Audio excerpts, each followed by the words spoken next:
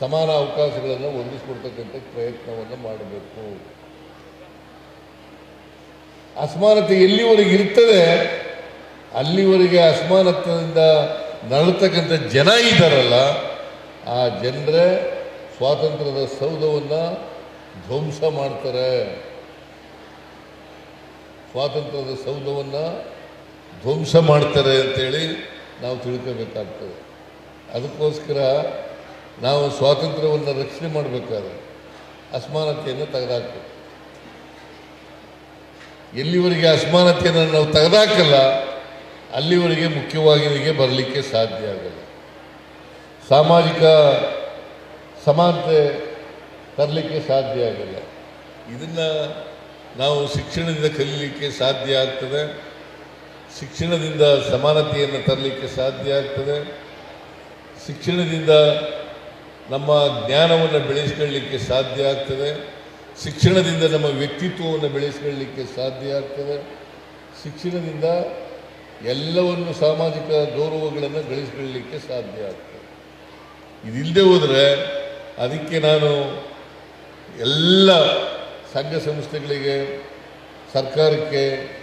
ಸರ್ಕಾರದ ಸಂಸ್ಥೆಗಳಿಗೆ ನಾವು ಶಿಕ್ಷಣಕ್ಕೆ ಹೆಚ್ಚು ಮಹತ್ವವನ್ನು ಕೊಟ್ಟು ಮಾಡಬೇಕಾಗ್ತದೆ. ನಮ್ಮ ಸರ್ಕಾರ ಅದಕ್ಕೋಸ್ಕರನೇ ಶಿಕ್ಷಣಕ್ಕೆ ಹೆಚ್ಚು ಒತ್ತನ್ನು ಕೊಡ್ತಾ ಇರ್ತಕ್ಕಂಥದ್ದು.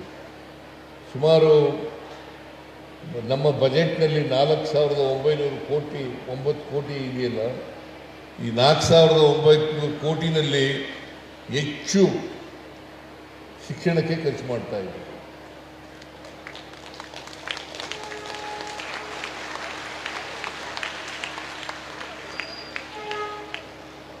ಪ್ರಾಥಮಿಕ ಶಿಕ್ಷಣಕ್ಕೆ, ಹೈಯರ್ ಎಜುಕೇಷನ್, ಅದಕ್ಕೆ ನಾನು ಈಗ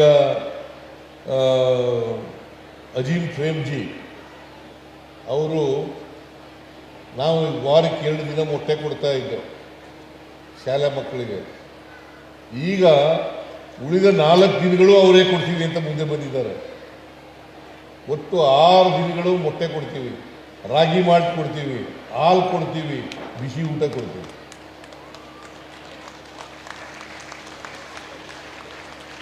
ಆಮೇಲೆ ಇತ್ತೀಚೆಗೆ ಕಾಲೇಜಿನಲ್ಲಿ ಓದ್ತಕ್ಕಂಥ ಹೆಣ್ಮಕ್ಳಿಗೆ, ವಿಶೇಷವಾಗಿ ಹೆಣ್ಮಕ್ಳಿಗೆ ಸ್ಕಾಲರ್ಶಿಪ್ ಕೊಡ್ತಕ್ಕಂಥ ಯೋಜನೆಯನ್ನು ಕೂಡ ಜಾರಿಗೆ ತಂದಿದ್ದೇವೆ. ಅಜೀಂ ಪ್ರೇಮ್ಜಿ ಅವರು ಮುಂದೆ ಬಂದಿದ್ದಾರೆ ಸಹಾಯ ಮಾಡಲಿಕ್ಕೆ. ಅದನ್ನು ಉಪಯೋಗಿಸ್ಕೊಂಡು ಎಲ್ಲ ಹೆಣ್ಮಕ್ಳಿಗೆ, ಯಾವುದೇ ಧರ್ಮಕ್ಕೆ ಸೇರಿರಲಿ, ಜಾತಿಗೆ ಸೇರಿರಲಿ, ಅದಕ್ಕೋಸ್ಕರ ನಾವು ಅಜೀಂ ಪ್ರೇಮ್ಜಿಯವರನ್ನು ಬಳಸ್ಕೊಂಡು ಅಜೀಂ ಪ್ರೇಮ್ಜಿಯವರಿಗೆ ಸರ್ಕಾರದ ವತಿಯಿಂದ ದೊಡ್ಡ ಧನ್ಯವಾದಗಳನ್ನು ಹೇಳಲಿಕ್ಕೆ ಬಯಸ್ತಾ ಇದ್ದೇನೆ.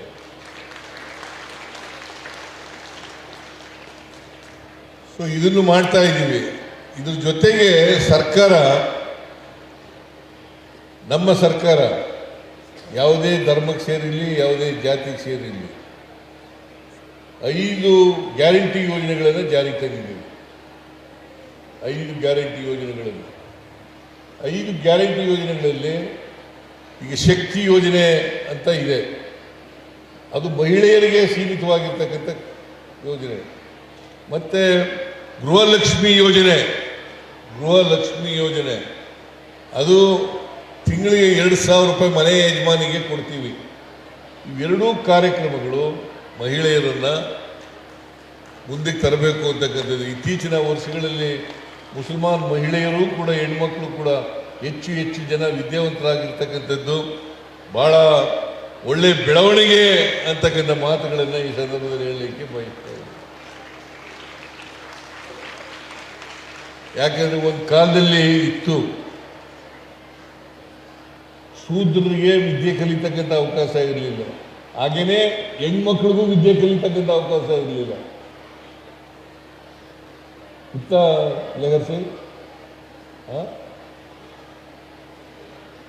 ಹೆಣ್ಮಕ್ಳಿಗೆ ವಿದ್ಯೆ ಕಲಿತಕ್ಕಂಥ ಅವಕಾಶ ಇರಲಿಲ್ಲ, ಮೇಲ್ಜಾತಿ ಹೆಣ್ಮಕ್ಳಿಗೂ ವಿದ್ಯೆ ಕಲಿತಕ್ಕಂಥ ಅವಕಾಶ ಇರಲಿಲ್ಲ. ಇನ್ನು ಶೂದ್ರ ವರ್ಗದ ಹೆಣ್ಮಕ್ಳು ವಿದ್ಯೆ ಕಲಿಯೋದು ಎಲ್ಲಿಂದ ಬಂತು? ಆದ್ದರಿಂದ ಈಗ ಎಲ್ಲರಿಗೂ ಸಮಾನ ಅವಕಾಶಗಳು ಕೊಟ್ಟಿದ್ದೇವೆ.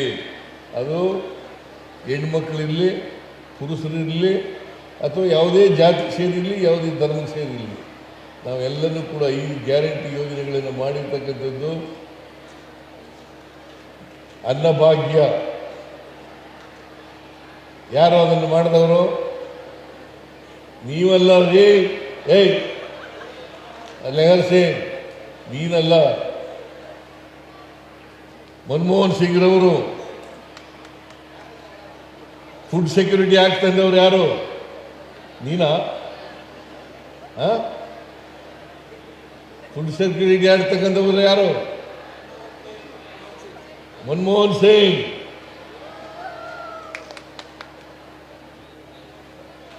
ಅನ್ನಭಾಗ್ಯ ಸ್ಕೀಮ್ನಲ್ಲಿ 5 kg ಪುಕ್ಕಟೆ ಕೊಟ್ಟವರು ಯಾರು? ಸಿದ್ದರಾಮಯ್ಯ.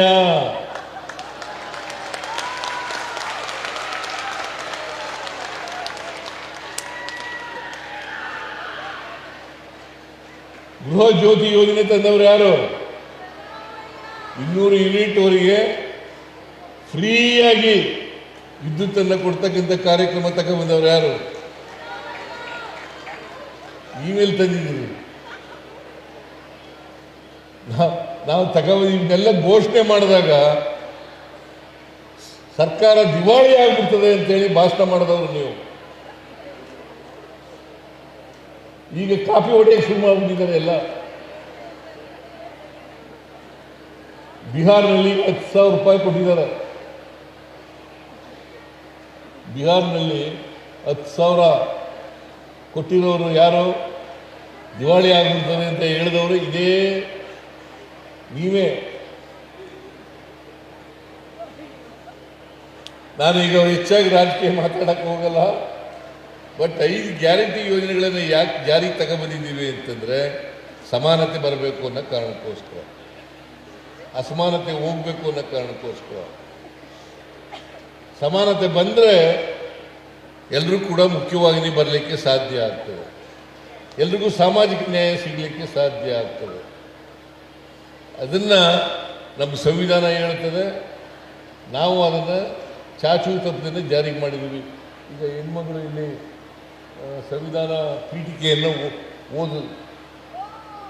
ಓದುವುದರಲ್ಲಿ ನಮ್ಮ ಸಂವಿಧಾನದ ಪೀಠಿಕೆ, ಯಾರಿಗೆ ಸಂವಿಧಾನದ ಪೀಠಿಕೆ ಗೊತ್ತಿದೆ ಅವರು ಸಮಾಜಮುಖಿಯಾಗಿ ಕೆಲಸ ಮಾಡಲಿಕ್ಕೆ ಅನುಕೂಲ ಆಗ್ತದೆ. ಯಾರು ಸಂವಿಧಾನದ ಪೀಠಿಕೆಯನ್ನು ವಿರೋಧ ಮಾಡ್ತಾರೆ, ನೀನಲ್ಲಯ್ಯ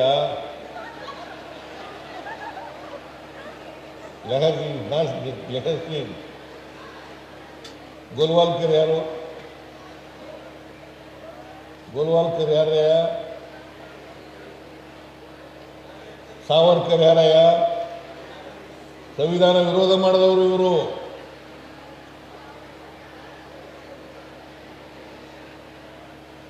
ಓಲಿ ನಾನು ಅದ್ರ ಬಗ್ಗೆ ಮಾತಾಡಕ್ಕೆ ಹೋಗಲ್ಲ. ಎಲ್ಲರೂ ವಿದ್ಯಾವಂತರಾಗಿ ಅಷ್ಟೇ, ವಿದ್ಯೆ ಕಲೀರಿ. ನಿಮ್ಮ ಮಕ್ಕಳ ಯಾವುದೇ ಕಾರಣಕ್ಕೆ ಅವಿದ್ಯಾವಂತರನ್ನಾಗಿ ಮಾಡ್ತಕ್ಕಂಥ ಕೆಲಸ ಮಾಡಬೇಡಿ. ಎಷ್ಟೇ ಕಷ್ಟ ಆಗಲಿ, ಕೂಲಿ ಮಾಡೋರು, ಕಷ್ಟಪಟ್ಟು ಕೆಲಸ ಮಾಡೋರು, ಗುಜರಿನಲ್ಲಿ ಕೆಲಸ ಮಾಡೋರು, ಅವರೆಲ್ಲರೂ ಕೂಡ ತಮ್ಮ ಮಕ್ಕಳನ್ನು ವಿದ್ಯಾವಂತರನ್ನಾಗಿ ಮಾಡ್ತಕ್ಕಂಥ ಕೆಲಸವನ್ನು ಮಾಡಬೇಕು.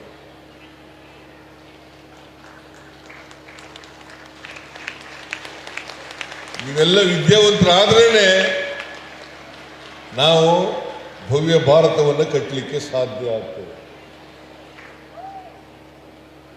ಸಮಾನತೆ ಇರ್ತಕ್ಕಂಥ ಸಮಾಜವನ್ನು ಕಟ್ಟಲಿಕ್ಕೆ ಸಾಧ್ಯ ಆಗ್ತದೆ. ಅದಕ್ಕೆ ನಾವು ನೀವು ಎಲ್ಲರೂ ಕೂಡ ಭಾರತೀಯರು, ನೀವು ಎಲ್ಲರೂ ಕೂಡ ಭಾರತೀಯರು. ಆಮೇಲೆ ಮುಸಲ್ಮಾನು, ಹಿಂದೂ, ಕ್ರಿಶ್ಚಿಯನ್ ಆಗ್ತಕ್ಕಂಥದ್ದು ಆಮೇಲೆ. ಅದರಿಂದ ನಾವೆಲ್ಲರೂ ಕೂಡ ಭಾರತೀಯರಾಗಿ ಭಾರತವನ್ನು ಕಟ್ಟೋಣ, ಪರಸ್ಪರ ಪ್ರೀತಿ ಮಾಡೋಣ.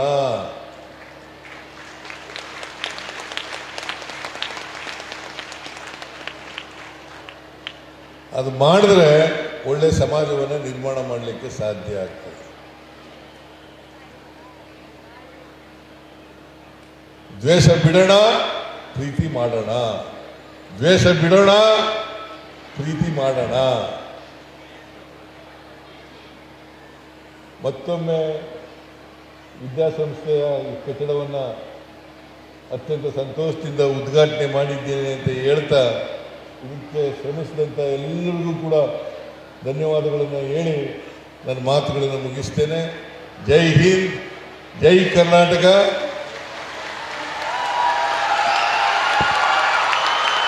ಜೈ ಸಂವಿಧಾನ.